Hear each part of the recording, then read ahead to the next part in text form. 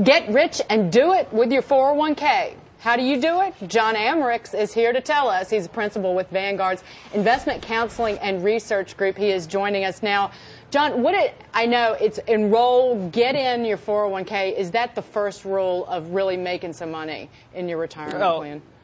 Absolutely. I mean, you've got to participate, or you're not going to be able to build those assets that everyone needs for retirement. So that's the first thing. Get in, get the match. And young people under the age of 25 just don't do it compared to older people, do they? Yeah, we've got data that's showing that enrollment rates are much lower among younger people than they are among older people. You know, I guess some of that's understandable, right? You know, the younger folks have got other things on their mind than retirement. But in doing that, they kind of forget the power of compounding and the fact that putting money away now is going to pay huge dividends over the course of a lifetime of savings. John, what do you make of the move by the government to allow employers to automatically enroll their employees in the 401k plan? Is that catching on with employers? And is this going to be a boom for people's retirement money? You know, I think it's a really positive development that we've got these default rules that are out there that will help people to get enrolled and do the right thing by default as opposed to the wrong thing. What's really nice about the regs is they get people started, they get them into an investment that's appropriate for long-term saving, and allow them to opt out at any time if it gets to be a burden. But for those people that aren't as involved and aren't looking at these things every day, it gets them started on the right road, which is just great. Well, how about taking risk? Is that really the way to make big money in your 401k? Because you're young, you've got decades to retirement. So are life cycle funds, those all-in-one funds, is that not the best idea if you're young? Should you just go all stock all the time?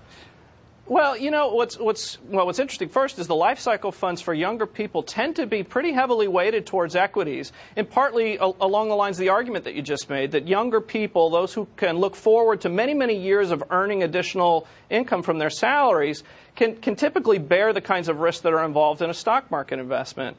At the same time, we're big believers here in the value of diversification. And so holding a diversified portfolio, even when you're young, is a really important aspect of investing. And it's a lesson that I think most investors could profit from learning. John, max out your match. I hear it time and time again because it's free money. How do you tell if you're maxing out? And is there a wrong way to do it?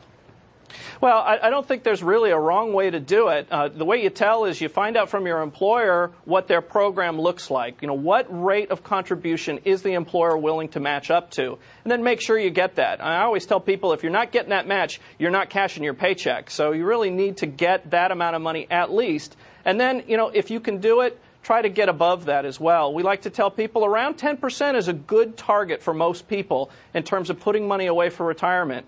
If you're closer to retirement, you're still short, you're going to need to press it even harder than that. All right. John Amricks, thanks for all of that. We appreciate it. Take care. Now, do you remember the absolute